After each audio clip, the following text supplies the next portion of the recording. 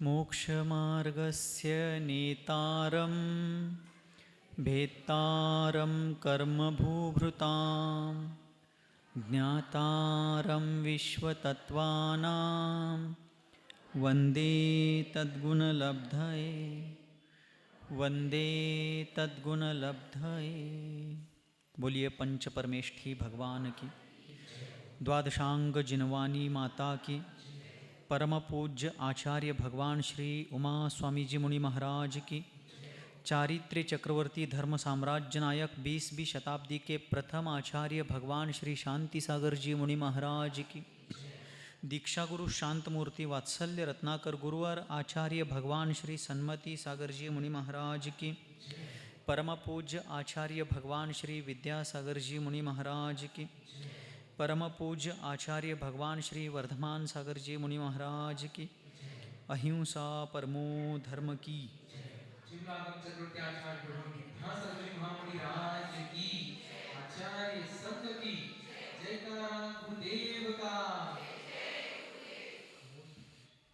तत्वार्थ सूत्र परमागम के प्रथम अध्याय में हम सभी ने विगत सत्र में सम्यक दर्शन आदि और जीवादि तत्वों को जानने के उपायभूत प्रमाण और नयों के संक्षिप्त स्वरूप को देखा था।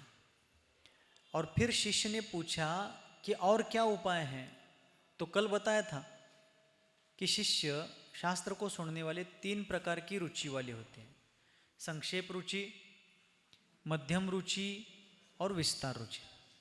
संक्षेप से सुनने वालों के लिए उन्होंने कहा प्रमाण नयैरधिगमः। विस्तार रुचि शिष्यों के लिए कल एक, मध्यम रुचि शिष्यों के लिए कल एक सूत्र दिया था, निर्देश स्वामित्व साधनाधिकरण स्थिति विधानतः। निर्देश अर्थात वस्तु के नामोल्लेख को करना या उसके स्वरूप का उल्लेख करना। फिर निर्देश स्वामित्व, उसका मालिक कौन है, उसकी उत्पत्ति का कारण क्या है, साधन, अधिकरण, वो किसके आधार से रहते हैं। निर्देश स्वामित्व साधन अधिकरण स्थिति, वो कितने काल तक रहने वाली है, और विधान, उसके कितने भेद हैं। कल ये सब देखा था। थोड़ा थोडा तो ध्यान में होगा या नाही आहे? पुढचं पाठ असं नक्कीच नसणार आहे, ठीक है।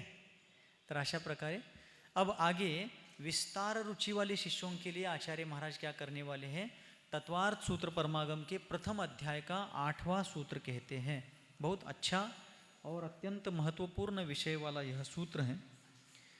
चलिए, सत्संख्या क्षेत्र स्पर्शन, सत्संख्या क्षेत्र स्पर्शन, कालांतर भावाल्प बहुत्वैश्च, कालांतर भावाल्प बहुत्वैश्च,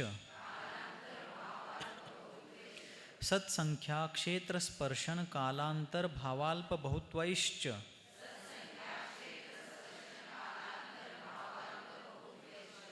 बोलिए।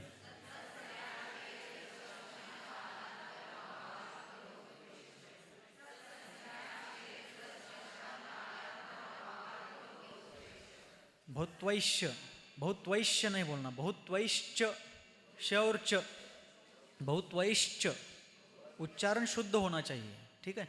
बहुत्वैश्च, बोलिए। सत्संख्या, हाँ,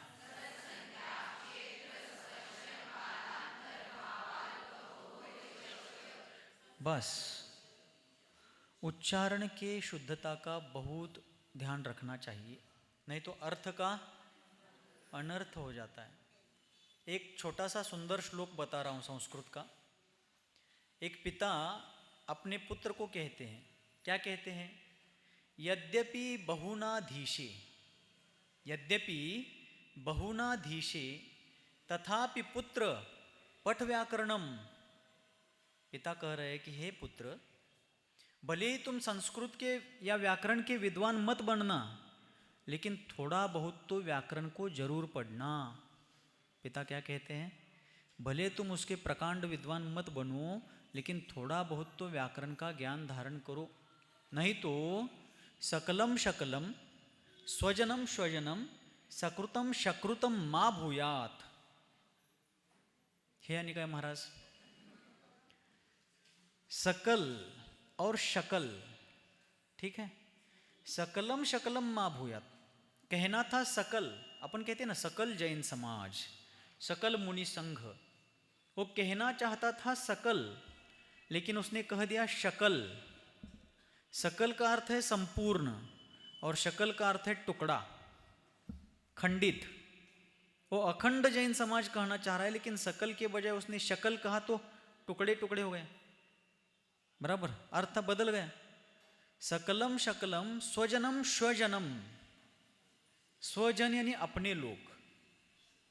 किसी ने कहा कि आज हमारे स्वजन आए हैं, अब आप लोग सभी ससुराल में हैं, महिलाएं गृहिणियां ज़्यादातर, तो आपने क्या कहा मायके के लोगों को देख करके, आज हमारे स्वजन आए हैं, हमारे अपने लोग आए हैं, ऐसा आप कहना चाहते थे, असं म्हणायचं होतं तुम्हाला।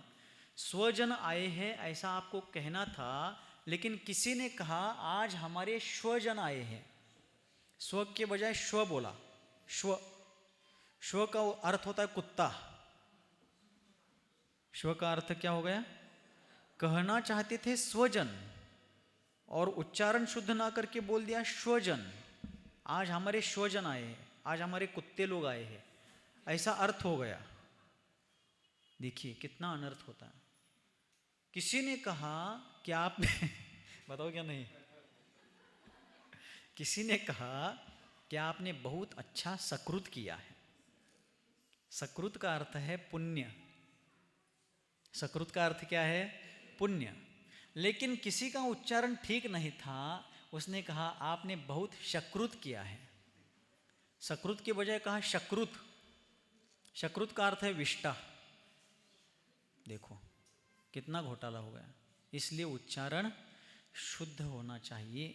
इसलिए बहुत त्वैश्य नहीं, बहुत त्वैश्च, श और च, बहुत त्वैश्च। अब यहाँ इस सूत्र में आचार्य देव कहते हैं कि सत, संख्या, क्षेत्र, स्पर्शन, काल, अंतर, भाव और अल्प बहुत्व, इन 8 बिंदुओं के द्वारा, इनको 8 अनुयोग द्वार भी बोलते हैं। क्या बोलते हैं इनको? 8 अनुयोग द्वार भी इनको कहा जाता है। यहाँ अनुयोग का मतलब प्रथमानुयोग, चरणानुयोग ऐसा नहीं समझना है। यहाँ इन 8 को अनुयोग द्वार कहते हैं, अर्थात जीवादि द्रव्यों के बारे में या सम्यक दर्शन आदि के बारे में इसके माध्यम से बहुत डिटेल्स में जाना जाता है। सर्वार्थ सिद्धि परमागम में इस सूत्र की टीका लगभग 40, 45, 50 पेज की टीका है इसके एक सूत्र पर। एक सूत्र पर आचार्य पूज्यपाद स्वामी ने 51 पेजों का विश्लेषण किया है और अन्य आचार्यों ने और उसका विश्लेषण किया है। तो इतना बहुत डिटेल्स से दिया है। अपन यहाँ अपन संक्षेप से समझते हैं। सत का अर्थ है होना। किसी ने आपको पूछा क्या आपके नगर में मुनि संघ है, तो आपने कहा हाँ है, हो गया सत। सत का मतलब क्या है? होना, असने, अस्तित्व। उदाहरणार्थ अपन देख रहे हैं, किसी ने पूछा क्या आपके सांगली नगर में मुनि संघ है इस बार, आपने कहा जी हाँ हमारे यहाँ भी मुनि संघ है, वो हो गया सत। फिर किसी ने पूछा कि मुनि संघ में कितने मुनिजन हैं, तो आपने कहा 3 मुनिजन। निर्घ्रंथ मुद्राधारी कितने हैं, आपने कहा 3। कुल मिलाकर कितने हैं पूछने पर आपने कहा कुल मिलाकर 4 है। 3 निर्घ्रंथ मुनि महाराज है, 1 शुल्लक जी है। ये हो गई संख्या, ठीक है। सत, संख्या, क्षेत्र। क्षेत्र का मतलब है वस्तु का वर्तमानकालीन निवास स्थान। ध्यान से समझेंगे तो पूरा समझ में आएगा। क्षेत्र शब्द का अर्थ लेना है कि वस्तु का वर्तमानकालीन निवास स्थान। मुनि संघ वर्तमान में कहाँ विराजमान है, ऐसा पूछने पर आपने बताया कि सांगली नगरी में शेठ राधा दावड़ा दिगंबर जैन बोर्डिंग के परिसर में संत भवन में मुनि निवास में मुनि संघ विराजमान है। ये हो गया वर्तमानकालीन क्षेत्र, वर्तमानकालीन निवास। स्पर्शन का अर्थ है भूत, वर्तमान और भविष्यकालीन निवास स्थान, त्रिकाल संबंधी निवास स्थान। क्षेत्र में सिर्फ वर्तमान में कहाँ विराजमान है उतना आया, और स्पर्शन में तीनों कालों का आ गया। तो आपको पूछा कहाँ कहाँ से विहार करके मुनि संघ आपके यहाँ आया है, तो क्या बताएंगे? महाराज मुनि संघ आसपास के नगरों में, गांवों में, तहसीलों में, जिलों में विहार करते करते, पिछले वर्ष श्रवण बेलगोला विहार करते हुए इस साल यहाँ पर आसपास के अनेक गांवों नगरों में विहार करके सिद्ध क्षेत्र कुंथलगिरी में आचार्य वर्धमान सागर जी महाराज की समाधि करके हमारे यहाँ चातुर्मास के लिए संघ आया हुआ है। तो भूतकाल का भी हुआ विहार, वर्तमान का भी हुआ। उन्होंने पूछा चातुर्मास के बाद मुनि संघ का विहार का क्या अनुमान है, आप क्या कहेंगे? थांबा विचारून सांगतो। तो आपका जवाब होना चाहिए हमें पक्का मालूम तो नहीं है, लेकिन अनुमान है कि आसपास बहुत सारे पंच कल्याणक विधि विधान और भी अनेक धार्मिक अनुष्ठान उपक्रम होने वाले हैं, वहाँ इस मुनि संघ के जाने की संभावना है। बराबर। दूसरा उदाहरण देख लेते हैं श्रेनिक राजा का। श्रेनिक राजा क्षेत्र की अपेक्षा से देखेंगे, यानी वर्तमानकालीन निवास स्थान की अपेक्षा से देखेंगे श्रेनिक पर्याय की दृष्टि से, तो मगध साम्राज्य में वहाँ पर वे विराजमान हैं। उस पर्याय की दृष्टि से सोचते हैं तो, और स्पर्शन की दृष्टि से देखेंगे तो श्रेनिक पर्याय के बाद वे कहाँ गए? अब श्रेनिक पर्याय को भूतकालीन पर्याय मानेंगे, वर्तमान में नारकी पर्याय वर्तमानकालीन पर्याय होगी, और अगली मनुष्य पर्याय महापद्म तीर्थंकर वाली वो अंतिम भविष्यकालीन पर्याय होगी। तो भूतकाल में वे श्रेनिक पर्याय में थे, मगध साम्राज्य के सम्राट थे। वर्तमान में पापोदयवश वे प्रथम नरक के नारकी है और रत्नप्रभा नामक पृथ्वी में उनका वास है। वहाँ से निकलकर अभी लगभग 81,500 वर्ष बाद वे वहाँ से मर करके मध्यलोक मनुष्य लोक में आकर के भरत क्षेत्र के भारतवर्ष में अयोध्या नगरी में अपने माता पिता के तीर्थंकर पुत्र के रूप में उत्पन्न होंगे, प्रथम तीर्थंकर बनेंगे, और वहाँ से वे 116 वर्ष की आयु के उपरांत धर्म तीर्थ का प्रवर्तन करने के बाद सिद्ध लोक में जाकर विराजमान होंगे। तो तीनों काल हो गए। वर्तमान में श्रेनिक राजा कहाँ पर है? श्रेनिक का जीव नरक में है। तो भूतकाल में श्रेनिक पर्याय में थे, वर्तमान में नरक में है, अगली पर्याय महापद्म और उसके बाद निर्वाण कल्याणक को प्राप्त होकर के लोक शिखर पर विराजमान होंगे। तो भूत वर्तमान और भविष्य काल संबंधी त्रिकालवर्ती निवास स्थान को स्पर्शन कहते हैं। कळलं? नहीं कळलं? उदाहरणार्थ आपका ले लीजिए, आप कुछ देर पहले अपने अपने घर में थे, ठीक है, कुछ देर पहले मतलब वो भी भूतकाल हो गए। वर्तमान में यहाँ पर स्वाध्याय भवन में विराजमान है, और भविष्य में अर्थात स्वाध्याय प्रवचन आदि के बाद आप कहाँ जाएंगे? कुठं? म्हणजे निश्चितपणे ठरले म्हणा, स्वाध्याय प्रवचन के बाद आप कहाँ जाएंगे? स्वाध्याय प्रवचन के बाद घर जाएंगे। पहले के लोग चतुर्थ काल आदि में मुनियों के प्रवचन सुनने के लिए मात्र गए, वहाँ सुने और वही के वही हो गए। अब उतना पुण्य उतना सातिशय वर्तमान में नहीं है, बिल्कुल नहीं है, ऐसा नहीं है, कोई कोई वैसे भी हो जाते हैं, लेकिन फिर भी पहले की तुलना में घट गया। तो ये तीन काल हो गए। आप पहले कुछ देर पहले घर में थे, वर्तमान में यहाँ पर है, और भविष्य में अर्थात प्रवचन के बाद घर जाएंगे। तो त्रिकालवर्ती निवास स्थान को क्या कहते हैं? स्पर्शन। उसके बाद सत्संख्या क्षेत्र स्पर्शन काल, कितने काल तक वह वस्तु रहती है। उदाहरणार्थ आप कितने काल तक यहाँ रहेंगे, प्रवचन तक के लिए या स्वाध्याय तक के लिए, उसको कहते हैं काल, ठीक है। उसके बाद है अंतर। यहाँ से स्वाध्याय करके या प्रवचन सुनने के बाद आप घर चले गए, 5 बजे घर चले गए, तो फिर कल सुबह स्वाध्याय के समय या स्वाध्याय के पहले प्रातःकालीन भक्ति के प्रसंग में आते हैं, यानी 5 बजे से शाम के 5 से सुबह के 6 बजे तक आप यहाँ नहीं रहते, तो उतना गैप पड़ गया। अंतर मीन्स गैप पड़ना, खंडित होना। तो आप 5 बजे शाम को यहाँ से गए, सुबह 6 बजे आ गए, यानी 13 घंटे का अंतर पड़ गया, ठीक है। अथवा 11 मई को हम यहाँ से चले गए थे पंचकल्याणक होने के बाद, और 1 जुलाई को यहाँ पर आ गए, तो तब तक हम यहाँ नहीं थे, तो उतना काल खंडित हो गया ना, यहाँ अनुपस्थित रहे, तो उसको कहते हैं अंतर। किसी चीज में विशिष्ट काल तक का कालखंड का अंतर पड़ना, इसको कहते हैं अंतर। कळा लागले? ठीक है। कालांतर भावाल्प, भाव का मतलब है जो औपशमिक आदि भाव होते हैं ना, दूसरे अध्याय में आने वाला है। क्षायोपशमिक भाव, औपशमिक भाव, क्षायिक भाव, औदयिक भाव और पारिणामिक भाव, ये 5 प्रकार के भाव है जो जीवों में होते हैं। इसलिए उसको जीव के 5 असाधारण भाव कहते हैं। उन 5 भावों को कैसे भाव कहते हैं? जीव के 5 असाधारण भाव, यानी जीव को छोड़कर अन्य किसी भी द्रव्य में वो भाव नहीं होते। कितने द्रव्य हैं? द्रव्य कितने? अनंत है। द्रव्यों के प्रकार 6 हैं। तो उनमें से जीव नामक जीव जाति के द्रव्यों में ही औपशमिक, क्षायोपशमिक, क्षायिक, औदयिक आदि भाव रहते हैं। इसलिए उन भावों को 5 असाधारण भाव कहा है। दूसरे अध्याय के प्रारंभ में ही वो विषय पहले सूत्र से चालू हो जाएगा, तब अपन उसको देखते हैं। तो इन 5 प्रकार के भावों के माध्यम से सम्यक दर्शनादि या जीवादि को जानना, ये भाव नाम का अनुयोग द्वार है। और लास्ट में है अल्प बहुत्व। उदाहरणार्थ, इस स्वाध्याय कक्ष में, स्वाध्याय भवन में, इस शास्त्र सभा में श्रोताओं में महिलाएं कितनी हैं और पुरुष कितने हैं? अल्प यानी कम, बहुत्व यानी ज़्यादा। तो तुलनात्मक दृष्टि में कौन ज़्यादा है कौन कम है ये देखना।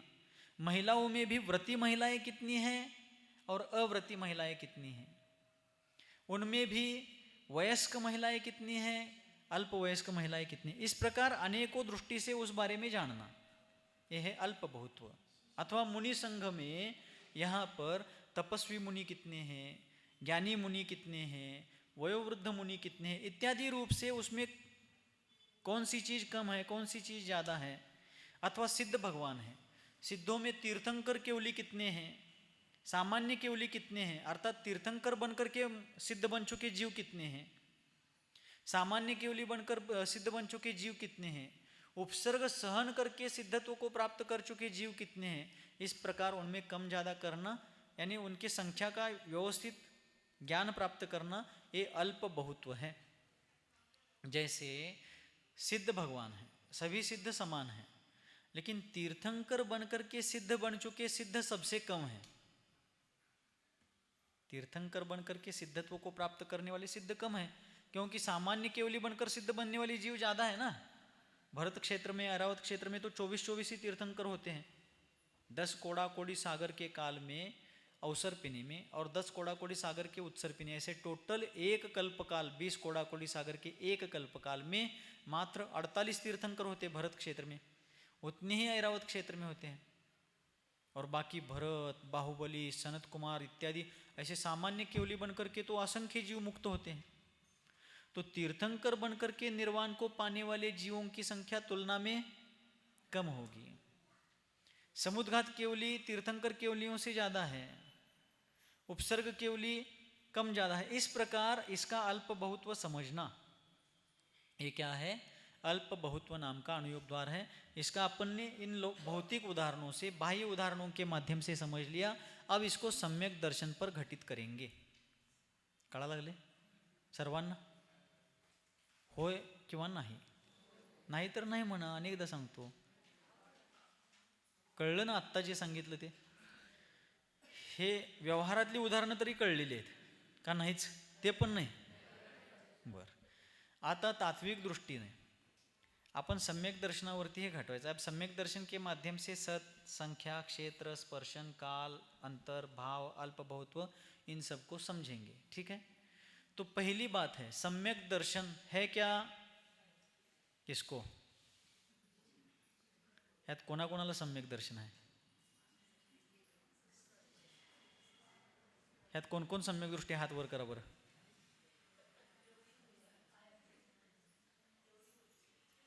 यात सम्यक दृष्टी कोण कोण आहे? हात वर करा। इतना लूज कॉन्फिडेंस, अंतरंग में ऐसा टंकार होना चाहिए आवाज का, हाँ मैं हूं। अभिमान अहंकार नहीं होना चाहिए, आत्मविश्वास। लेकिन अंधा आत्मविश्वास नहीं होना चाहिए, आगम के कसौटी पर कसा हुआ आत्मविश्वास चाहिए। उदाहरणार्थ बताऊं थोड़ा? मान लीजिए एक चिंतन बता रहा हूं आपको। अभी केवली भगवान कहाँ कहाँ पर विराजमान है? तो यहाँ मध्यलोक में देखा जाए तो विदेह क्षेत्र में, भरत ऐरावत क्षेत्र में तो है नहीं। विदेह क्षेत्र में सीमंद्रादि तीर्थंकर या सामान्य केवली रूप केवली भगवान वहां पर भी है। और बाकी केवली कहाँ पर है? सिद्ध लोक में, सिद्ध बन चुके हैं। अरहंत और सिद्ध दो परमेष्टि केवल ज्ञानी होते हैं। तो सिद्ध भगवान केवल ज्ञानी है, वो अनंतानंत है सिद्ध भगवान। और मध्य लोक में विदेह क्षेत्र में तीर्थंकर भगवान या सामान्य केवली रूप जो केवली है वे वहां पर विराजमान है। वो कहीं भी विराजमान हो, मनुष्य लोक में हो या ऊर्ध्व लोक में हो, लेकिन वे कहीं से भी केवल ज्ञान के द्वारा सालोकानाम त्रिलोकानाम ज्ञातारम विश्वतत्वानाम वो जानते रहते हैं। अब ध्यान से सुनना है, लक्ष देऊन ऐकायचं, लक्षात घ्या।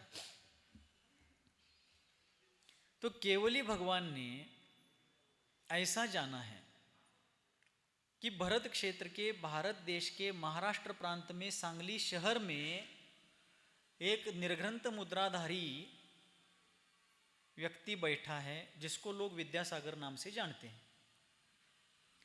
वो अभी सिंहासन पर बैठा है, दुनिया को तत्वज्ञान बता रहा है, लेकिन वो मिथ्या दृष्टी है। समजा माझ्याबद्दलच घेतो, तुम्हाला मिथ्या दृष्टी म्हणून तुम्हाला कशाला वाईट वाटेल, माझ्यावरच घेतो।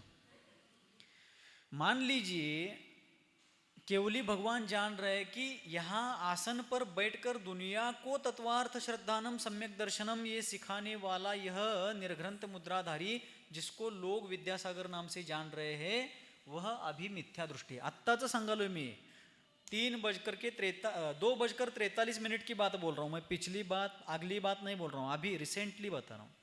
मान लेते हैं थोड़ी देर के लिए कि भगवान ऐसा जान रहे हैं कि तत्वार्थ श्रद्धानम सम्यक दर्शनम का पाठ दुनिया को बताने वाला, जगाला शानपणा सांगणारा इस सिंहासन पर बैठा हुआ है, वह निर्ग्रंथ मुद्राधारी विद्यासागर नाम से पहचाना जाने वाला, वह अभी मिथ्या दृष्टि है।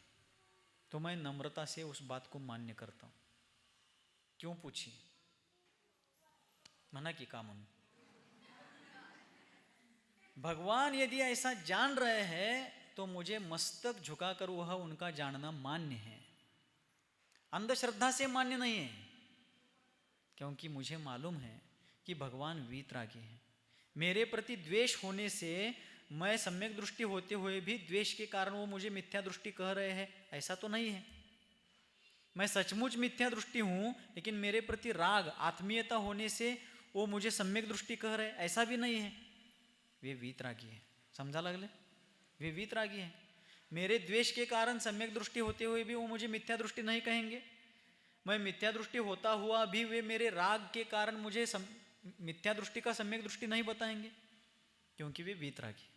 दूसरी बात, वीतरागी तो है लेकिन सर्वज्ञ नहीं है, थोड़ा बहुत जानते थोड़ा बहुत नहीं जानते, इसलिए मैं सम्यक दृष्टि होते हुए भी वो मुझे मिथ्या दृष्टि कह रहे, ऐसा भी नहीं है। ज्ञातारम विश्व तत्वानाम, उनके जानने से कुछ भी बचा नहीं है, वे सर्वज्ञ हैं। और तीसरी बात, वे भगवान हितोपदेशी है, किसी के अहित की बात नहीं करते हैं, सबके हित के प्रति वे निरंतर उपदेश देते हैं। ऐसे वीतरागी सर्वज्ञ अरहंत भगवान हितोपदेशी होते हुए यदि मेरे बारे में केवल ज्ञान से यदि जान रहे हैं कि मैं मिथ्या दृष्टि हूँ, तो वह सत्य है, क्योंकि उनका जानना कभी मिथ्या। अब यदि मेरी श्रद्धा ऐसी है तो क्या मैं मिथ्या दृष्टि हो सकता हूं? मैं रूढ़िवादी रूप से भगवान की श्रद्धा करता तो हो सकता है मिथ्या दृष्टि होऊंगा, लेकिन भगवान के यथार्थ स्वरूप को समझ करके मैं उन पर श्रद्धान कर रहा हूं। एक गाथा मैंने आपको बताई थी प्रवचन सार परमागम की, कंटाळा आलाय का? कुंद कुंद भगवान ने कहा, जो जानदी अरहंतम दव्वत्त गुणत्त पज्जयत्तेहिम सो जानदी अप्पानम मोहो खलु जादी तस्सलयम। जो अरहंत भगवान को उनके द्रव्य, उनके गुण और उनकी पर्यायों की दृष्टि से जानता है, वह अपने आत्मा को भी जानता हुआ शीघ्रातिशीघ्र मोह का क्षय करता है। इसलिए भगवान का दर्शन रूढ़ी परंपरा से नहीं करना है, उनके देवत्व के स्वरूप को समझ करके करना है। इसलिए मानतुंग आचार्य देव ने क्या कहा? सम्यक प्रणम्य, बुद्ध्या प्रणम्य नहीं कहा, बुद्धि मिथ्या भी हो सकती है। भक्त्या प्रणम्य नहीं कहा, भक्ति अंधी भी हो सकती है। मनसा प्रणम्य नहीं कहा उन्होंने, मन में सांसारिक कामनाएं रख करके भी भक्ति हो सकती है। वचसा प्रणम्य कहा क्या उन्होंने, वचनों से सिर्फ भक्ति कर रहे, मन में श्रद्धा नहीं, ऐसा भी हो सकता है। वपुषा प्रणम्य, मस्तक झुकाकर हाथ जोड़कर प्रणम्य, ऐसा भी नहीं कहा। शरीर से तो नमस्कार कर रहे हैं लेकिन मन में श्रद्धा भक्ति नहीं है, ऐसा भी हो सकता है। उन्होंने कहा सम्यक प्रणम्य, मैं सम्यक प्रणम्य करता हूं, अर्थात नमस्कार करने वाला, नमस्कार करने योग्य जो वंदनीय है उसका स्वरूप जान करके और नमस्कार का महात्म्य जान करके मैं नमस्कार कर रहा हूं। वंद्य, वंदक और वंदन, श्रद्धा, श्रद्धेय और श्रद्धालु, उपास्य, उपासक और उपासना, आराध्य, आराधक और आराधना, इन सबके स्वरूप को समझ करके जो कर रहा है वो कैसे मिथ्या दृष्टि हो सकता है। इसलिए अर्थात मैं आपका सर्टिफिकेट पाने के लिए आपको नहीं पूछ रहा हूँ, मोक्ष मार्ग में किसी के सर्टिफिकेट की आवश्यकता नहीं होती है, बिल्कुल नहीं होती। आप तो आगम और गुरुओं को छोड़कर दुनिया के किसी के भी सर्टिफिकेट की, प्रमाण पत्र की आवश्यकता नहीं होती है। इसलिए श्रद्धा, बताइए आप में से कौन कौन सम्यक दृष्टि है? महाराज इंद हिंग्याक ಮಾಡ್ಕದ್ರಿ, अलीकड़े हिंग्याक ಮಾಡ್ಕದ್ರಿ नूरा। आप मुझे बताइए कि आप सम्यक दृष्टि है या नहीं, ये मुझे पूछने का मेरा अभिप्राय नहीं है, लेकिन हमारे भीतर जिनवानी के प्रकाश में रहते हुए आत्मविश्वास चाहिए कि भगवान जिनेंद्र देव ने जीवादि तत्वों का जो वर्णन किया है उस पर मेरा कैसा श्रद्धा है। भले मुझे उसके बारे में ज़्यादा ज्ञान नहीं है, लेकिन मेरी श्रद्धा है कि जो वीतराग सर्वज्ञ हितोपदेशी भगवान ने कहा है वही सत्य है, वह ही सत्य है, उसके अलावा कुछ भी नहीं है। है क्या नहीं है ऐसी श्रद्धा अपने मन में? नहीं है ऐसा? कोणास ठाऊक? कोण बघितले स्वर्ग, कौन गेले नरकाला, पुण्य पाप किसने देखा है, क्या पता हो या ना हो। ऐसा नहीं है। अत्यंत दृढ़ और यथार्थ श्रद्धा हमारे भीतर होना चाहिए।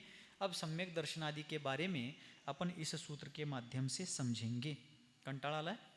चालेल? तो सम्यक दर्शन, सत यानी सम्यक दर्शन है क्या? हाँ है। उत्तर क्या होना चाहिए? है। कहाँ पर है? जिस जीव को होगा उसके पास तो है ही, ठीक है। तो सम्यक दर्शन है। सम्यक दृष्टि जीव के भीतर परिणामों में, उसकी श्रद्धा में यथार्थ श्रद्धा, तत्वार्थ श्रद्धन लक्षणात्मक सम्यक दर्शन है, मतलब सम्यक दर्शन है, ठीक है। तो उसके बाद है संख्या। सम्यक दृष्टि जीवों की संख्या कितनी है? सम्यक दृष्टि जीवों की संख्या कितनी है? तो संसार की अपेक्षा से पहले देखेंगे। संसार में भी सम्यक दृष्टि जीव होते हैं, ठीक है। तो सम्यक्त्व के 3 भेद कल अपन ने संक्षेप में देखे हैं, औपशमिक सम्यक्त्व, क्षायोपशमिक सम्यक्त्व और क्षायिक सम्यक्त्व, ठीक है। तो यहाँ पर आचार्य कहते हैं सबसे ज़्यादा संख्या, सबसे कम संख्या है संसारी जीवों में सम्यक दृष्टियों में औपशमिक सम्यक दृष्टियों की। किनकी? औपशमिक सम्यक दृष्टियों की संख्या सबसे कम है। उससे ज़्यादा क्षायोपशमिक, उसके ज़्यादा क्षायिक सम्यक दृष्टि जीव है। उससे ज़्यादा सम्यक दृष्टि कौन से है? क्षायिक सम्यक दृष्टि जीव उससे ज़्यादा है। और उसके बाद है क्षायोपशमिक सम्यक दृष्टि जीव सबसे ज़्यादा है सम्यक दृष्टियों की तुलना में संसार दशा में। और सिद्ध जीवों की दृष्टि से देखा जाए तो अनंत जीव सम्यक दृष्टि है, क्योंकि सभी सिद्ध भगवान सम्यक दृष्टि है। क्या सिद्ध मिथ्या दृष्टि भी होते हैं? नहीं। सम्यक दृष्टि हुए बिना मोक्ष मार्ग ही नहीं, तो मोक्ष कहाँ से? मोक्ष महल की प्रथम सीढ़ी या बिन ज्ञान चरित्र। छड़ाला में कहा ना दौलत राम जी ने कि यह सम्यक दर्शन क्या है? मोक्ष महल की पहली सीढ़ी है। सीढ़ी म्हणजे पायरी, सीढ़ी म्हणजे आणि ते ती सीढ़ी घ्यायची नाही, तर सीढ़ी म्हणजे पायरी, ठीक है। तो यह सम्यक दर्शन जो है मोक्ष महल की पहली सीढ़ी है, पहली स्टेप है। तो ऐसे सिद्ध भगवान भी जो है वे सभी क्षायिक सम्यक दृष्टि है। और सिद्धों की संख्या कितनी है? अनंता अनंत सिद्ध भगवान, सभी सम्यक दृष्टि है। तो सिद्ध तो सभी सभी सम्यक दृष्टि है और सभी क्षायिक सम्यक दृष्टि है, इसलिए उनमें औपशमिक सम्यक दृष्टि कितनी है, क्षायोपशमिक कितने हैं, क्षायिक कितने, भेद ही नहीं है, सभी सिद्ध क्षायिक सम्यक दृष्टि है। लेकिन संसारी जीवों में जितने सम्यक दृष्टि जीव हैं, उन सम्यक दृष्टियों में औपशमिक सम्यक वाले कितने हैं, क्षायोपशमिक वाले कितने हैं, क्षायिक कितने हैं, वो हो गई संख्या। सत संख्या। क्षेत्र, सम्यक दृष्टि जीव कहाँ रहते हैं, सम्यक दृष्टि जीव कहाँ रहते हैं? 1 मिनट यहाँ पर ध्यान दीजिए फलक पर।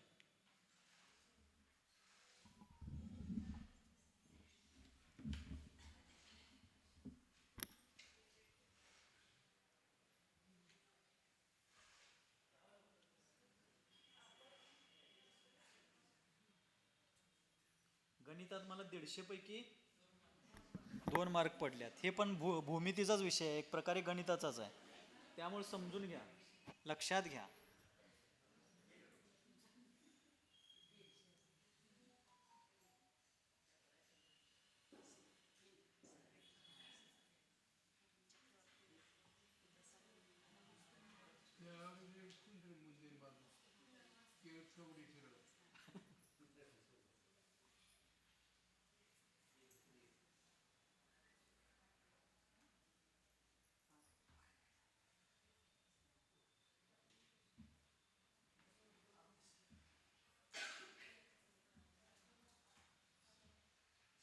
ये क्या है?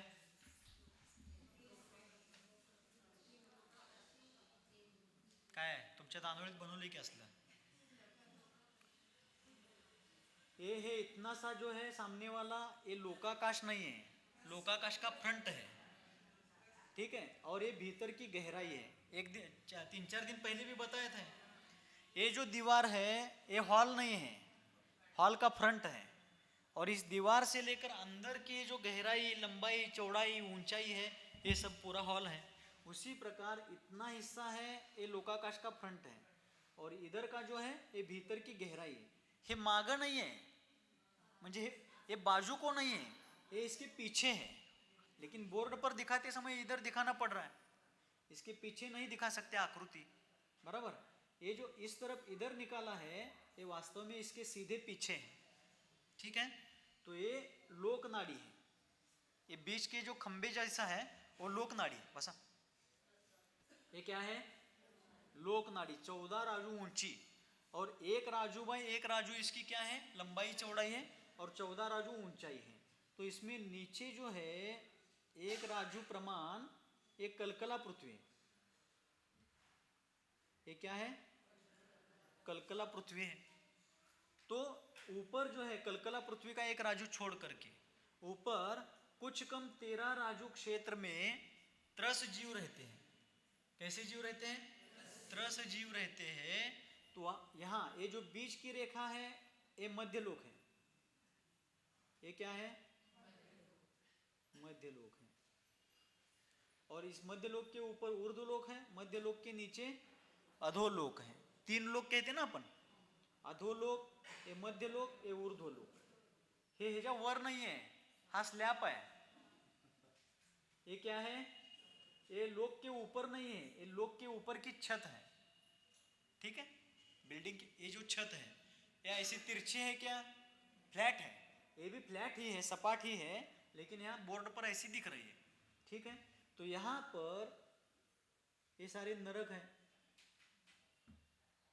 ये क्या है? 1 2 3 4 5 6 7, ये 7 नरक है. ये ऊपर यहाँ पर सौधर्म ईशान, सौधर्म स्वर्ग, ईशान स्वर्ग, सानत कुमार महेंद्र, ऐसे 16 स्वर्ग.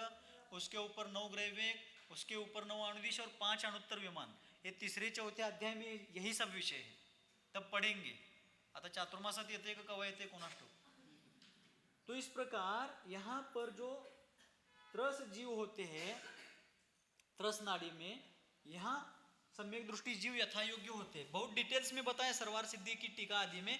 अपन अभी पहली बार पढ़ रहे हैं या जितने भी बार पढ़ रहे हैं तो आप सरवार सिद्धि से पढ़ लीजिए. प्राथमिक दृष्टि से संक्षेप में बता रहा हूं कि त्रस नाड़ी में सम्यक दृष्टि जीव होते हैं. कहाँ होते हैं? त्रस नाड़ी में सम्यक दृष्टि जीव होते हैं. वैसे 8 राजू आदि उनका बताया है वर्णन करके सर्वार्थ सिद्धि ग्रंथ में, लेकिन अपन अभी प्राथमिक दृष्टि से पढ़ रहे हैं तो यहाँ पर त्रस नाड़ी में सम्यक दृष्टि जीव होते हैं। ऐसा समझ लेते हैं। सत संख्या क्षेत्र और स्पर्शन, स्पर्शन के बारे में कैसे लगाना, भूतकाल के, वर्तमान काल के और भविष्य काल की दृष्टि से, तो संक्षेप से समझते हैं। डिटेल्स आप बाद में पढ़ करके सर्वार्थ सिद्धि के इसी सूत्र की टीका में पढ़िए। स्पर्शन की दृष्टि से संक्षेप में एक स्थूल उदाहरण की दृष्टि से देखते हैं कि क्षायिक सम्यक दृष्टि श्रेणिक राजा मनुष्य पर्याय में मध्य लोक में यहाँ भरत क्षेत्र में थे। वहां से मर करके वे प्रथम पृथ्वी में यहाँ रत्नप्रभा नामक नरक में गए। रत्नप्रभा पृथ्वी में जो तीसरा भाग है अबहुल भाग, उसके खर भाग, पंख भाग और अबहुल भाग, ऐसे 3 भेद है। पहली जो पृथ्वी यहाँ रत्नप्रभा अधोलोक की, उसके तीसरे भाग में अबहुल भाग में पहला नरक है, वहां पर अभी वे हैं। और वहां से निकल करके फिर वे मध्य लोक में, मनुष्य लोक में आकर के तीर्थंकर बनेंगे। इस प्रकार उनका त्रिकालवर्ती स्पर्शन समझना है, त्रिकालवर्ती निवास स्थान।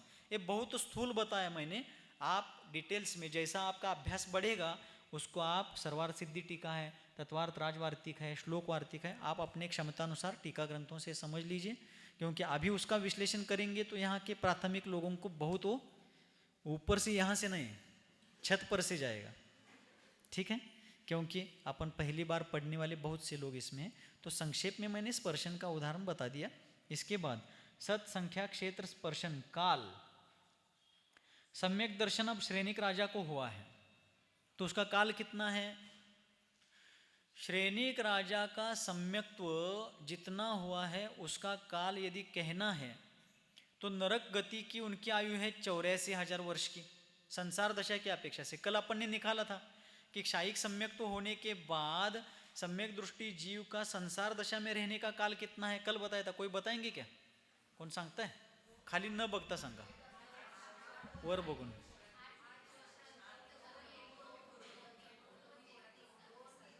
बहुत अच्छा, एक बार तालियां बजाए बताने वालों के लिए, बहुत बढ़िया प्रयास, सभी ने बहुत अच्छा किया है। उसमें किसी किसी का सही आया, किसी का सही नहीं भी आया हो तो भी प्रयास महत्वपूर्ण है, बहुत अच्छा है। तो 8 वर्ष अंतर मुहूर्त कम 2 पूर्व कोटि अधिक 33 सागर एक क्षायिक सम्यक दृष्टि जीव का संसार दशा में रहने का उत्कृष्ट काल है। कम से कम काल है अंतर मुहूर्त, ज़्यादा काल इतना अभी जो बताएं, और मध्यम काल इन दोनों के बीच में होता है। ठीक है, लेकिन श्रेणिक राजा का काल कितना होगा? तो नरकायु जो है वो 84,000 वर्ष की, अगली मनुष्यायु जो है वो 116 वर्ष की है। कितने वर्ष की है? 116 वर्ष की। और श्रेणिक राजा की पर्याय में उनकी आयु कितनी होगी उसका तो कहीं पढ़ने में नहीं मिलता है, लेकिन अपन एक 100 वर्ष पकड़ लेते हैं। महावीर भगवान की 72 वर्ष थी, अपन उनकी एक 100 वर्ष पकड़ लेते हैं। ठीक है, लेकिन 100 वर्ष की आयु थी, लेकिन जन्म से वो सम्यक दृष्टि नहीं थे। जब यशोधर मुनिराज के ऊपर उपसर्ग किया, उस उपसर्ग निवारण के बाद उनके भीतर धर्म के अंकुर फूट पड़े और बाद में महावीर स्वामी के चरणों में पहुंच करके वे वहाँ सम्यक दृष्टि हुए। तो महावीर भगवान को केवल ज्ञान होने के बाद वे समूह शरण में गए थे, वहाँ सम्यक दृष्टि हुए, क्षायिक सम्यक दृष्टि हुए। तो महावीर भगवान का कैवल्य काल 30 वर्ष था तीर्थंकर पद की अपेक्षा से। तो अपन ढोबल स्थूल दृष्टी से ढोबळ मानानं 30 वर्ष ते पकडूया की चालेल ना, का जरा ज्यादा धरूया? महाराज आता काय खिशात न घ्यायचा वे, जेब से लेना तो नहीं है, लेकिन टोटल कैलकुलेट करके करना है। एक स्थूल दृष्टि से अपन एक 30 वर्ष उस समय का पकड़ते हैं, वो एक 116 वर्ष अगले भाव के, 116 और 30 146 और वो 84,000 वर्ष, साधारण साधिक 84,000 वर्ष। साधिक यानी क्या? 84,000 वर्ष से कुछ अधिक, यानी क्षायिक सम्यक दृष्टि बनने के बाद श्रेणिक राजा संसार दशा में कितना काल रहेंगे? 84,000 वर्ष से कुछ अधिक, बराबर।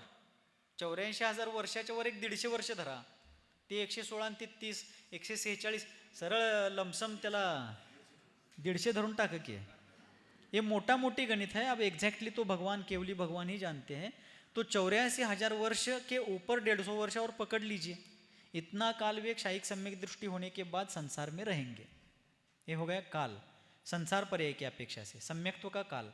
और संसार से मुक्त होने के बाद तो अनंत काल तक सिद्ध दशा में वे सम्यक दृष्टी ही है. हे हो गया काल.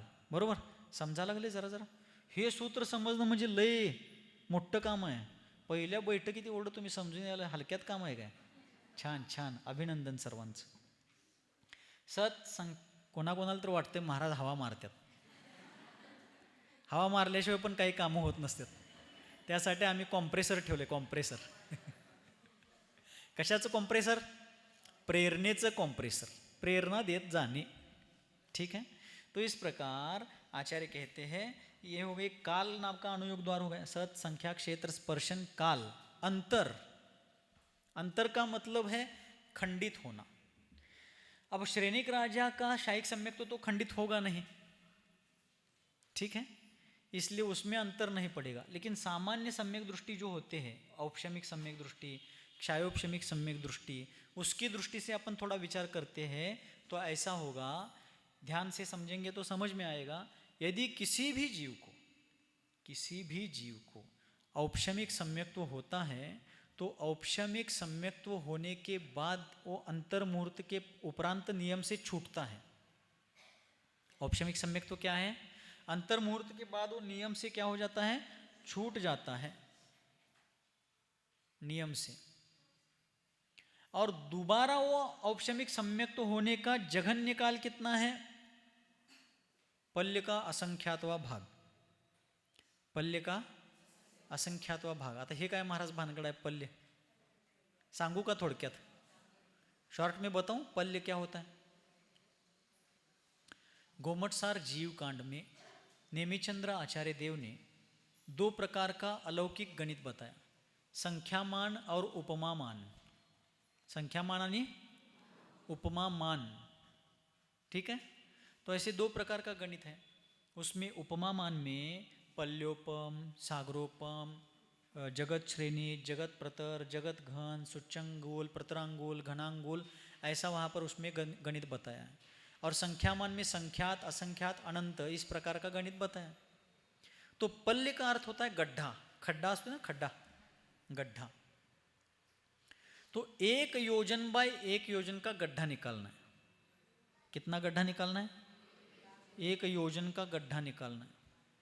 और 1 योजन का गड्ढा निकाल करके ते खड्डा काढायचं म्हणजे आणि JCB मागवचीला, कल्पना से निकालना है. 1 योजन का गड्ढा निकाल लिया. अब उसमें क्या करना है? उत्तम भोग भूमि के जो भेड़ होते, भेड़ म्हणजे मेंढ्या, उत्तम भोग भूमि के भेड़ों के जो बच्चे हैं उनकी उम्र 1 से 7 दिन के भीतर की होनी चाहिए. 1 आठवड्याच्या आतलं पाहिजे ते. 1 सप्ताह के भीतर के जो बच्चे हैं, उत्तम भोग भूमि के भेड़ों के बच्चे, उनके बाल लेना है, त्यांचे केस. क्यों लेना है? क्योंकि अपना बाल जितना मोटा है, एक केस अपना जेवढा जाड आहे, हमारा बाल, एक बाल जितना मोटा है उसका 500वां भाग होता है वो. मतलब उसके बाल के मोटाई के तुलना में हमारा बाल 500 गुना मोटा है. इतने पतले होते हो. कुठलं रेशीम आणि कुठलं काय काढलंय, एवढं पातळ असते ते. तो ऐसे उन भेड़ों के बच्चों के बाल जो होते हैं उसको काट काट करके उसके इतने छोटे छोटे टुकड़े बनाने हैं. कोणाला कापायचं आहे? केसांना. तो उन बच्चों के भेड़ों के जो बच्चे हैं उनके बालों को काट काट के उसके इतने छोटे टुकड़े करने हैं कि दोबारा उसका और टुकड़ा ना हो सके. और उन टुकड़ों को उस गड्ढे में भरना है और उन टुकड़ों से वो गड्ढा भरना है. आणि ते कसं भरायचं आहे? त्याच्यावर हत्ती नाचवायचं आहे, म्हणजे कुचून भरायचं आहे. समजा तुमच्या घरात अचानक पाहुणे आले. घरात तुम्ही अंदाजे आपल्या घरातले आहेत तेवढ्यापुरतं पीठ होतं, नंतर दळूया म्हणून सोडलं होतं, अचानकच पाहुणे आले. मागल्या दारानं जाऊन शेजाऱ्यांच्यातनं पीठ आणताय का नाही? कसं आणताय? दाबून दाबून दाबून दाबून आणताय का नाही? आणि देताना असं असते की नाही? हा पटल्याशिवाय हसते तुझी त्याने. तो गड्ढा क्या करना है? ठूस ठूस के भरना है, कुचून भरायचं आहे. गड्ढा भरने के बाद एक टुकड़ा निकाला उसमें से. आता एक टुकड़ा काढला. आता दूसरा टुकड़ा 100 साल बाद निकालना है। दूसरा टुकड़ा कब निकालना है? 100 साल बाद। तीसरा टुकड़ा और 100 साल बाद। चौथा, ऐसे हर 100 साल में एक एक टुकड़ा निकालते निकालते जाने के बाद अब क्या हो गया? एक सागर। सागर लय लांब अजून। अब हो गया एक व्यवहार पल्य। अभी पल्य नहीं हुआ, ये हो गया व्यवहार पल्य। फिर ऐसे असंख्यात गड्ढे खाली होने के बाद अब हो गया एक अद्धा पल्य। कैसा पल्य? अज्जा न हुआ, अद्धा पल्य। अब कैसा पल्य हो गया? अद्धा पल्य। ऐसे अद्धा पल्य असंख्यात होने के बाद अब एक मेरा मिस्टेक हो गया, अद्धा नहीं, इसको उद्धार पल्य बोलना। पहला अपन 100 साल के बाद एक एक बाल निकाले, वो एक गड्ढा खाली होने के बाद ऐसे असंख्य गड्ढे खाली हो गए, तब हो गया एक उद्धार पल्य। दूसरे क्रमांक पर है उद्धार पल्य, मैंने अद्धा कहा, मेरा मिस्टेक था। दूसरा क्रमांक पर है उद्धार पल्य। ऐसे असंख्यात उद्धार पल्य होने के बाद अब हो गया एक अद्धा पल्य। एक क्या हो गया अब? अद्धा पल्य। और ऐसे 10 कोड़ा कोड़ी अद्धा पल्य होने के बाद अब हो गया एक सागर। अब क्या हो गया? गरगरा लग ले गए। अब क्या हो गया? एक सागर।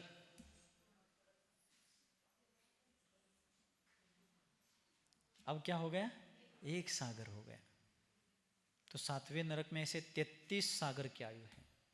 ये तो अभी मैंने बहुत संक्षेप में बताया। आप जब गोमटसार जीव कांड में पर्याप्ति प्ररूपणा अधिकार में ये संख्यामान उपमामान पढ़ेंगे तो वहां पर सुपर कंप्यूटर भी फेल है।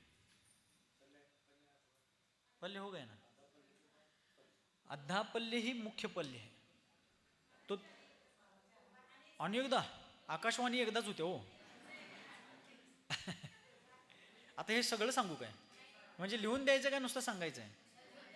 लिहणार आहे ते आता त्या ह्याच्यात बघून घ्या की वेळ जाते हो. ठीक है, उसमें आप ऑनलाइन देख करके उसमें से लिख लीजिए, वो भी स्थूल दृष्टि से है। गोमटसार में पूरा डिटेल्स है, यहाँ संक्षेप में बता रहा हूँ। तो इस प्रकार ये क्या हो गया? अद्धा पल्य हो गया। और ऐसे 10 कोड़ा कोड़ी अद्धा पल्य। 10 कोड़ा कोड़ी क्या है? फोड़ा फोड़ी माहित आहे महाराज आम्हाला, कोड़ा कोड़ी काय है? तो कोड़ा कोड़ी का मतलब है, देखिए 1 करोड़ इंटू 1 करोड़,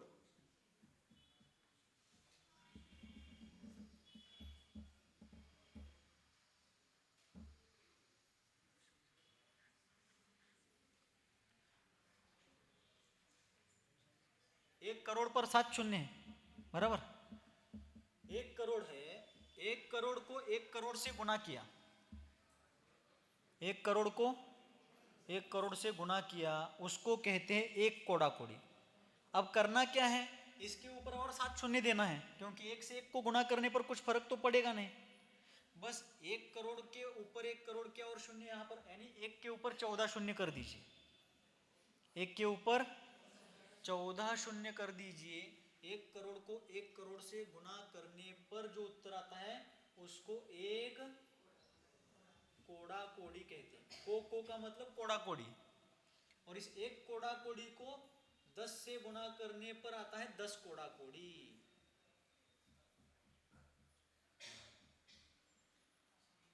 कळलं? 1 करोड़ को 1 करोड़ से गुना करने पर आ गया 1 कोड़ा कोड़ी, और फिर उसको 10 से गुणा करने पर 10 कोड़ा कोड़ी। 7 से गुणा करेंगे तो 70 कोड़ा कोड़ी आएगा। मोहनीय कर्म की उत्कृष्ट स्थिति 70 कोड़ा कोड़ी वगैरह पढ़ते हैं अपन, 70 कोड़ा कोड़ी वगैरह, ऐसा इस प्रकार होता है। ये 10 कोड़ा कोड़ी अद्धा पल्य मतलब 1 सागर।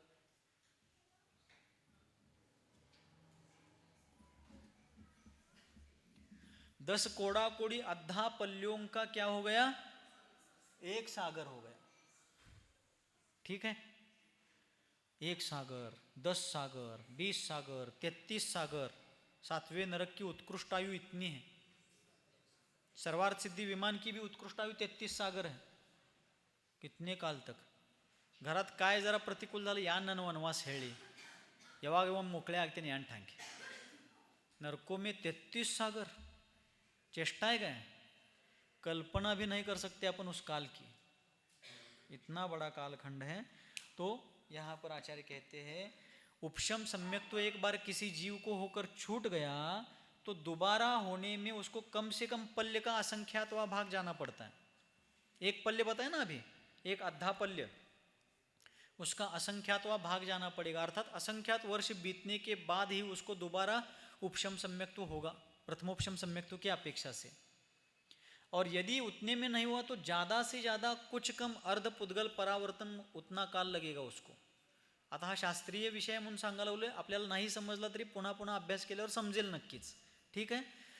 एक बार उपशम सम्यक तो होकर के छूट गया तो पुनः दोबारा प्राप्त होने में कम से कम पल्य का असंख्यातवा भाग लगेगा. और ज़्यादा से ज़्यादा काल लग गया तो किंचित कम अर्ध पुद्गल परावर्तन. और बीच में फिर मध्यम क्रम के भेद कुछ भी हो सकता है, मध्य वाला काल कुछ भी हो सकता है. क्षायोपशमिक सम्यक्तों के बारे में भी है अंतर. एक बार क्षायोपशमिक सम्यक्तों किसी जीव को होकर छूट गया तो तुरंत अंतर मुहूर्त बाद फिर उसको हो सकता है. अंतर का मतलब खंड पड़ना, ऐसा देखा था अपन ने, डिस्टेंस पड़ना. तो एक बार किसी को क्षायोपशमिक सम्यक्त होकर के छूट गया तो दोबारा प्राप्त होने में काल लगा है तो कम से कम लगेगा तो अंतर मुहूर्त. और ज़्यादा से ज़्यादा लगा तो कुछ कम अर्ध पुद्गल परावर्तन. तब तक वह जीव मिथ्या दृष्टि होकर चारों गतियों में भटकेगा. एक बार सम्यक्त होकर छूट भी गया तो ज़्यादा से ज़्यादा काल लगा तो किंचित कम अर्ध पुद्गल परावर्तन. इसीलिए अहंकार नहीं होना चाहिए कि मैं सम्यक दृष्टि हूँ. सम्यक दर्शन का अहंकार होने लगा तो मिथ्या दृष्टि विनम्र बनेगा क्या? बोला. कितने लोग ऐसे हवा में चल रहे हैं, मैं सम्यक दृष्टि, मैं सम्यक दृष्टि, मैं सम्यक दृष्टि, मैं सम्यक. हवा में चलने वाला कैसा सम्यक दृष्टि? आणि कितीतरी महात्म्य असे आहेत सम्यक दृष्टि, तथाकथित सम्यक दृष्टि महात्म्य. टीका मत समझो आप, और समझते हो तो भी समझो, कोई दिक्कत नहीं है. दूसरों को तुच्छ समझने में ही वे अपने सम्यक्त्व की महिमा मानते हैं. दुसऱ्यांना हिनवण्यामध्येच आम्ही किती श्रेष्ठ थोर सम्यक दृष्टी आहोत, अशा प्रकारचे त्यांचे ॲटिट्यूड आहेत. सम्यक दृष्टी अशा असतात होय. कैसे होते हैं सम्यक दृष्टि? सम्यक दृष्टि होते रामचंद्र जी जैसे महात्मा. जब रावण का वध हुआ, पद्म पुराण में पढ़ेंगे अपन जब प्रसंग आएगा, रावण का वध होने के बाद रामचंद्र जी ने रोते हुए आए, विभीषण को गले लगाया. तुम रावण के भाई हो, चलो यहां से भाग जाओ, ऐसा नहीं कहा. आओ, हमने रावण का वध करने के लिए नहीं किया है, अन्याय का निर्दालन करने के लिए हमें करना पड़ा है. लेकिन ये घटना दुखद है, आप शांत हो जाओ, संयोग वियोग लगे हुए हैं, ऐसा सब संसार में होता आया है, इस संसार से हमें अब विरक्त होना चाहिए. ऐसा कह करके रामचंद्र जी ने विभीषण को गले लगा करके सांत्वना दे करके उनके दुख को हल्का किया था. उसके बाद लक्ष्मण को आदेश दिया, जाओ लक्ष्मण, रावण का अंत्य संस्कार करो. वो वीर योद्धा था, महापराक्रमी था, नीतिमान था, गुणवान था, सब कुछ था. एक अहंकार के कारण उसकी दुर्दशा हुई है.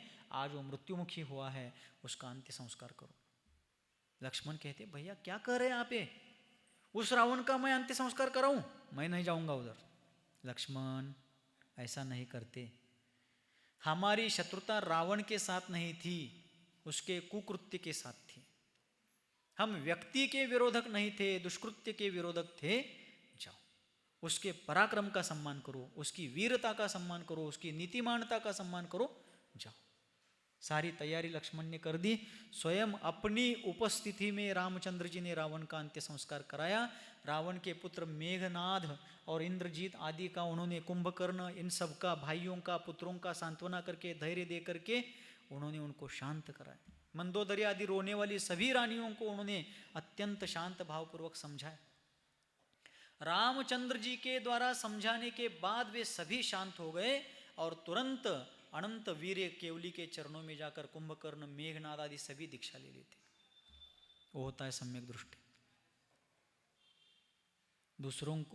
दुसऱ्यांना तुच्छ समजून स्वतःला उच्च समजणारा कधीही सम्यक दृष्टी असू शकत नाही. कोणी असू देतो, मी जरी असलो तरी मला पण ह्योच कायदा आहे. मी वैयक्तिक कोणाचं म्हणत नाही. आणि कोणाला आपल्यावरती ओढून घ्यायचं असेल तर तो नाईलाज आहे. कोणी आपल्यावरती ओढून घ्यायचं, घेतल्याशिवाय राहायचं. चारित्र्य चक्रवर्ती महामहिम, नाम याद आते ही मस्तक झुकने लगता है. गुजरात में उनका विहार चल रहा था. जब वे जूनागढ़ गिरनार जी के आसपास थे, एक श्वेतांबर साधु उनके दर्शन के लिए आए. शाम का समय हुआ था. वो साधु, श्वेतांबर साधु डरते डरते आए और अंदर आकर बैठने के बाद थोड़ा वार्तालाप चलने लगा, बातचीत होने लगी.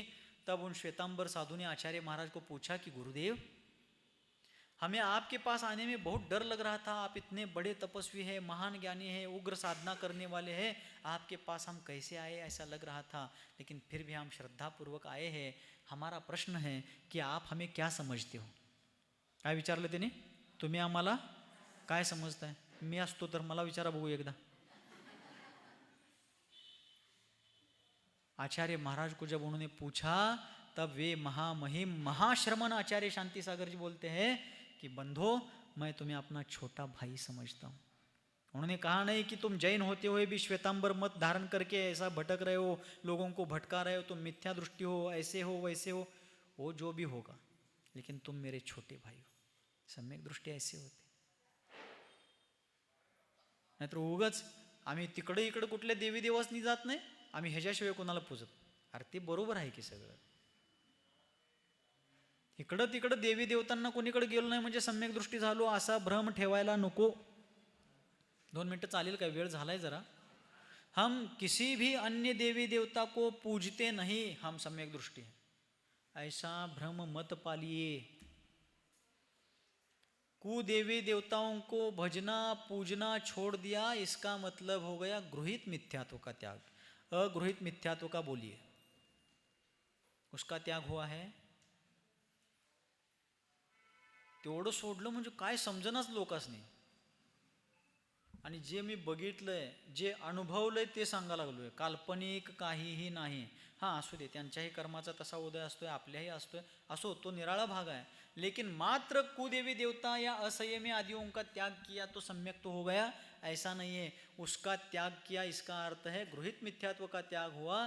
लेकिन शरीर ही आत्मा है, आत्मा ही शरीर है, मैं ऐसा हूँ, मैं वैसा हूँ, इन सभी बातों का मिथ्यात्व छूटना जरूरी है.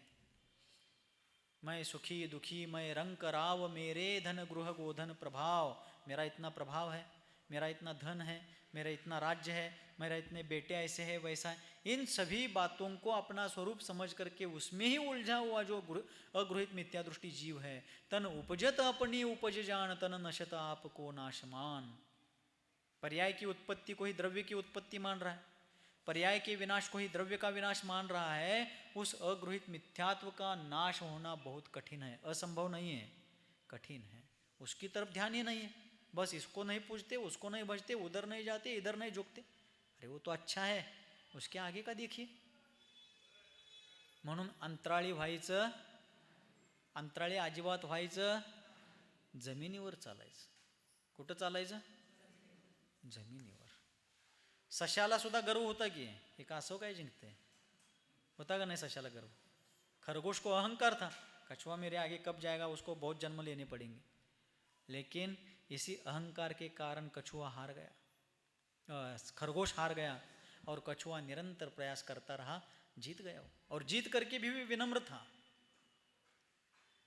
रामचंद्र जी जीत गए लंका, लेकिन शालीन थे, नम्र थे. विभीषण ने उनको आग्रह किया कि आपने लंकापति रावण को जीता है, अब आप राज्याभिषेक कर लीजिए. मर्यादा पुरुषोत्तम कहते विभीषण, हमने रावण को जीता है लेकिन हम राजा नहीं बन सकते, हमारे राजा है महाराज भरत. उन्होंने कहा नहीं कि हमारा भरत, महाराज भरत कहा उन्होंने, क्योंकि भरत घर में कहेंगे, सिंहासन पर बैठे तो महाराज भरत. कितनी मर्यादा. मर्यादा पुरुषोत्तम ऐसे ही कहलाए क्या वो. हमारे राजा है महाराज भरत, हम उनके अनुयायी हैं, हम राज्य स्वीकार नहीं करेंगे, बल्कि आप ही इस लंका पर शासन करने में सक्षम हैं, गुणवान हैं, चलो आपका अभिषेक, राज्याभिषेक करते हैं। रामचंद्र जी ने विभीषण का अभिषेक कराया, राज्याभिषेक। सम्यक दृष्टि ऐसे होती, इसलिए सम्यक्त्व का गर्व नहीं करना। एक बार क्षायोपशमिक सम्यक तो छूट गया तो अंतर्मुहूर्त में भी हो सकता है, और ज़्यादा से ज़्यादा काल लग गया तो कुछ कम अर्ध पुद्गल परावर्तन काल भी लग सकता है। ठीक है, और क्षायिक सम्यक्त्व का कोई अंतर नहीं होता। बाकी भावाल्प बहुत्व इत्यादि जो है अगले सत्र में देखते हैं। बोलिए गुरुवर आचार्य भगवान श्री सन्मति सागर जी मुनि महाराज की। और एक सूचना है, कल तत्वार्थ सूत्र का स्वाध्याय नहीं होगा, ठीक है। बोधि समाधि परिणाम शुद्धि स्वात्मोपलब्धि शिव सौख्य सिद्धि चिंतामणिम चिंतित वस्तु दाने ताम वंदमानस्य ममास्तु देवी। नो जाप्य।